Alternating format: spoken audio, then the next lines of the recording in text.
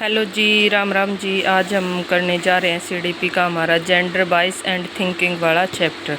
तो सबसे पहले थिंकिंग क्या होती है, यानी कि चिंतन क्या होता है। चिंतन एक ज्ञानात्मक पक्ष है। चिंतन के साधन भाषा, प्रतीक, प्रतिभा, शाइन मतलब प्रतीक। फिर है टाइप ऑफ थिंकिंग। थिंकिंग कितने प्रकार की होती है। नंबर 1 प्रत्यक्ष चिंतन, यानी जब कुछ चीज़ें हमारे सामने उपस्थित होती है और उन चीज़ों के बारे में चिंतन करना। ये मूर्त चीज़ें होती हैं जिनको हम छू सकते हैं, जिनको हम देख सकते हैं, उन चीज़ों के बारे में चिंतन करना प्रत्यक्ष चिंतन कहलाता है। सेकंड आता है कल्पनात्मक चिंतन। कल्पना करना, यानी जैसे हम अपने बोलते हैं ख्याली पुलाव, अपनी कल्पना करना किसी चीज़ के बारे में, वो कल्पनात्मक चिंतन होता है। तीसरा इसमें आता है सवलीन चिंतन।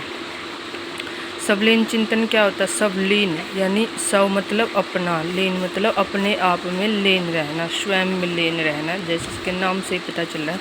तो ऐसी कल्पना करना जिसका कोई वास्तविक स्वरूप नहीं हो। लाइक कोई सोचे कि मुझे एक दिन के लिए देश का पीएम बना दे, तो मैं ये कर दूंगा, मैं वो कर दूंगा, लेकिन इसका वास्तविकता से कोई संबंध नहीं है, क्योंकि कोई भी एक दिन के लिए पीएम नहीं बन सकता। लेकिन वही बात है, हम वैसे ही बैठे बैठे सोचते रहे कि हाँ काश मैं एक दिन के लिए पीएम बन जाऊँ, सीएम बन जाऊँ, तो मैं ये कर दूंगा, मैं वो कर दूंगा, मैं देश को बदल दूंगा। तो ये क्या होता है सवलीन चिंतन, यानी अपने आप में ही लीन रहना और कुछ कुछ सोचते रहना।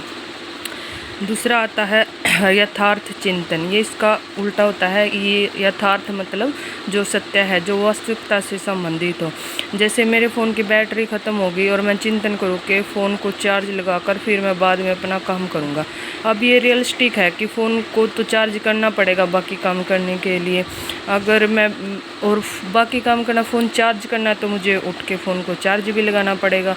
कल्पना करने से तो मेरा फ़ोन चार्ज होगा नहीं, तो उसके लिए हमें पहले उठना पड़ेगा, फ़ोन को चार्ज लगाना पड़ेगा। चार्जिंग लगाने के बाद फ़ोन चार्ज होगा, तब मैं अपना बाकी काम करूँगा। तो ये क्या होगा रियलिस्टिक थिंकिंग, यानी जो सत्य से संबंधित होती है, जो काम जो हमने सोचा वो हमें करना पड़ेगा।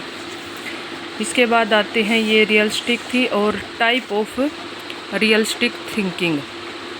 जो यथार्थ चिंतन था हमारा, उसके भी आगे टाइप है। इसमें सबसे पहले आती है, ये इम्पोर्टेंट है, इसे ध्यान से पढ़िएगा, अभिसारी चिंतन, यानी कन्वर्जेंट थिंकिंग इंग्लिश में। अभिसारी चिंतन क्या होता है, जिसमें समस्या एक ही बिंदु पर केंद्रित होती है और समस्या का एक ही समाधान होता है। यानी आप समझिए कि कोई प्रॉब्लम है, यानी कोई समस्या है, वो उसका सिर्फ एक ही समस्या का एक ही समाधान होगा, दूसरा हम उसका कोई ऑप्शन या नहीं निकाल सकते। जैसे आप एग्जाम्पल के द्वारा समझिए, भारत की राजधानी क्या है, तो हमारा उत्तर है नई दिल्ली।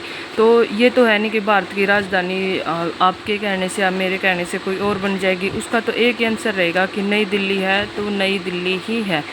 ठीक है, तो इसके आंसर को हम मतलब अलग अलग नहीं बता सकते, इसका एक ही आंसर होगा। तो ऐसे ही एक समस्या या एक प्रश्न का केवल एक ही उत्तर होता है। अब इस प्रश्न का केवल एक ही उत्तर रहेगा, तो इस प्रकार का चिंतन क्या कहलाता है, अभिसारी चिंतन कहलाता है। दूसरा ये क्लोज एंडेड वाला होता है, यानी एक प्रश्न का केवल एक उत्तर। क्लोज एंडेड यानी बस एक उत्तर दिया और उस पर बात खत्म होगी। अब जैसे ये था कि भारत की राजधानी क्या, नई दिल्ली। अब इस पर कोई तर्क वितर्क नहीं कर सकता। ये रियलिस्टिक है कि भारत की राजधानी दिल्ली, नई दिल्ली है तो नई दिल्ली है, बस। तो ये क्लोज हो गया, यहाँ पे बात हमारी क्लोज होगी, तो ये क्लोज एंडेड हो गया। इसके बाद आता है अपसारी चिंतन, यानी डाइवर्जेंट थिंकिंग। इसमें क्या होता है, जो हमारी समस्या है वो एक बिंदु पर केंद्रित नहीं होती। इसमें जो हमारी समस्या उसको हम अपनी कल्पना शक्ति से और हमारी क्रिएटिविटी से का प्रयोग करके उसके अनेक हल निकाल सकते हैं। जैसे ये हो गया कि दिल्ली की विशेषताएं बताओ।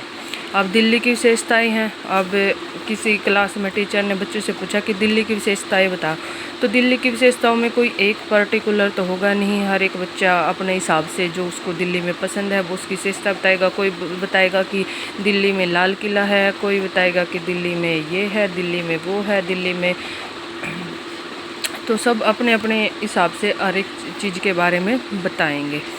ठीक है, अगर जैसे दूसरा एग्जांपल हम मान लें कि कोई बोल दे हमें कि गुलाब का फूल होता है, जो गुलाब के फूल के बारे में बताएं, तो कोई बोलेगा कि हाँ उसकी पत्ती ग्रीन होती है, वो रेड कलर का होता है, उससे से खुशबू आती है। तो उसके बहुत सारे जवाब हो गए। तो ये ओपन एंडेड होगा, मतलब ये ओपन एंडेड वाले प्रश्न हो गए कि एक प्रश्न के अनेक उत्तर हम निकाल सकते हैं, बता सकते हैं। तीसरा इसमें आता है आलोचनात्मक चिंतन। इसमें किसी भी व्यक्ति के गुण और दोषों को देखते हुए किसी बात को स्वीकार करना और उस पर चिंतन करना, ये आलोचनात्मक चिंतन कहलाता है।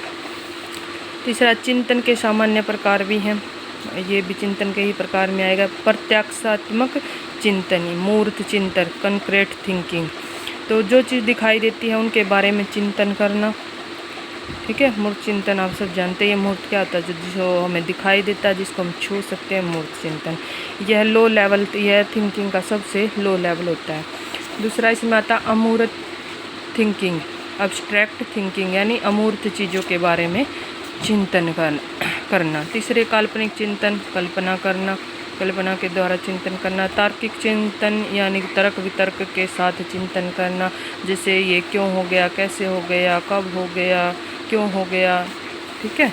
यह थिंकिंग का सबसे हाई लेवल होता है, तार्किक चिंतन होता है जो। एक इम्पोर्टेंट क्वेश्चन इसमें आता है कि आउट ऑफ द बॉक्स चिंतन कौन सा है, ठीक है। आउट ऑफ द बॉक्स चिंतन कौन सा है, कौन से चिंतन को हम आउट ऑफ द बॉक्स बोलते हैं।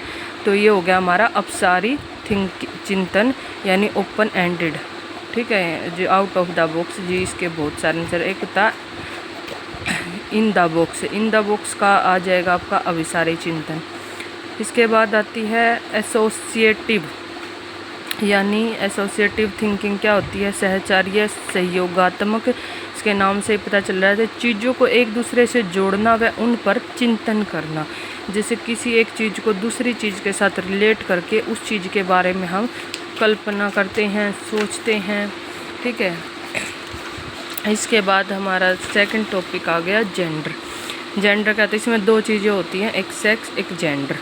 आप लोगों ने सुना होगा, कई हम सोचते हैं कि सेक्स और जेंडर एक ही है, कि मेल फीमेल, तो लेकिन नहीं, ये अलग अलग हैं। जो सेक्स होता है वो बायोलॉजिकली होता है, जैसे मेल और फीमेल होते हैं। जेंडर क्या होता है, ये सामाजिक संरचना होती है, जो एक सोशल कंस्ट्रक्ट है जो भी समाज ने बना रखा है।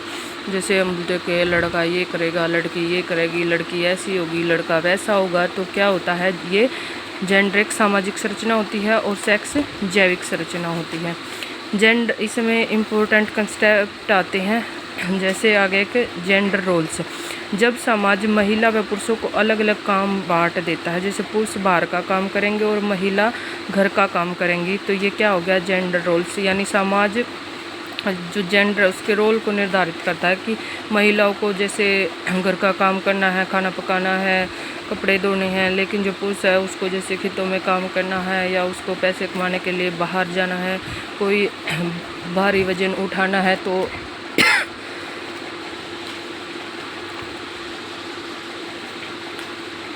वो हमारा पुरुष करते हैं।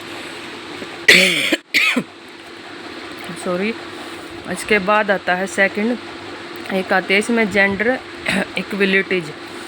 जेंडर इक्वलिटीज क्या होती है, वेरी इंपॉर्टेंट है, समानता। और एक होती है जेंडर इक्विटी, यानी समता। पहले इक्वलिटी देखिए, इक्वलिटी क्या होती है कि सभी को समान अवसर मिल पाए, शिक्षा के, खाने के, रहने के सभी कार्यों में समान अवसर दिए जाएं। तो ये क्या होती है, समानता। बोलने, पढ़ने, घूमने, खेलने, सबका समान अधिकार हो, ये महिला या